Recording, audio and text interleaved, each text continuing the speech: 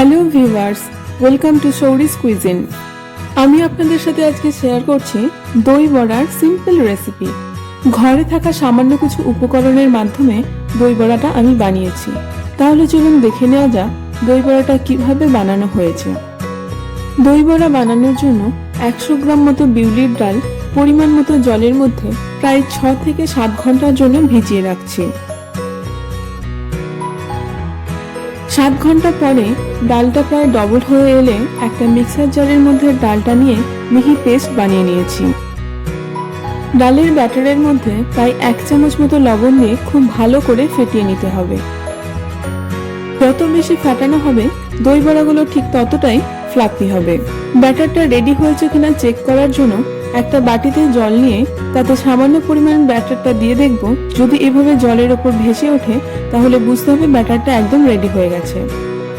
বড়াগুলো বানানোর জন্য কড়াইতে বেশ কিছুটা রিফাইন অয়েল দিয়ে ভালো করে গরম করে নিয়ে একে একে বড়াগুলো ভেজে নিচ্ছি।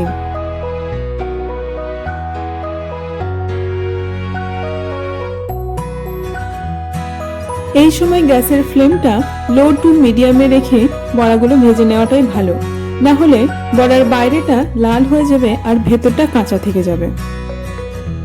মিনিট 2-এর মধ্যে একটা সাইড গোল্ডেন কালার করে ভাজা হয়ে গেলে অন্য সাইডটা উল্টে দিচ্ছি।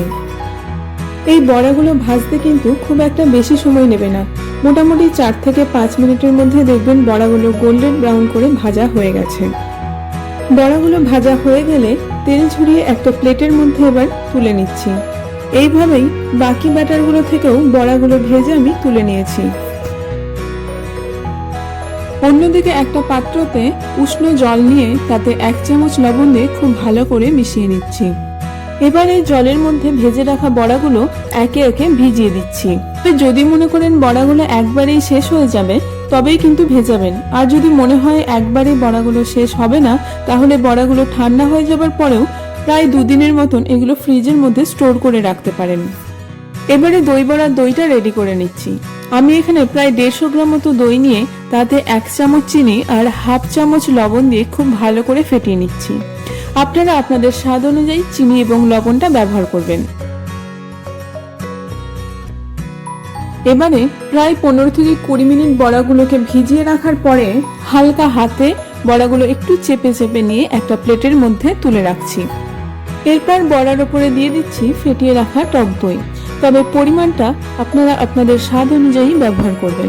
সমস্তটাই নিজেদের টেস্টের উপর ডিপেন্ড করছে কতটা দই বা চাটনি আপনারা বড়ার জন্য ব্যবহার করবেন। এরপর এর উপর থেকে তেঁতুলের টক মিষ্টি চাটনি দিয়ে দিচ্ছি। এরপর দিচ্ছি ধনেপাতার সবুজ চাটনি। এরপর দিচ্ছি ভাজা মশলা। ভাজা মশলায় আছে ধনে, জিরে আর শুকনো লঙ্কা। এই তিনটেকে শুকনো খোলা একটু ড্রাই রোস্ট করে গুঁড়িয়ে নিয়েছি। এই ভাজা মশলার পরিবর্তে আপনারা যে কোনো চাট মশলা ব্যবহার করতে পারেন। এরপর দিচ্ছি গোলমরিচের গুঁড়ো, এটা অপশনাল, আপনারা চাইলে দিতেও পারেন অথবা স্কিপও করতে পারেন।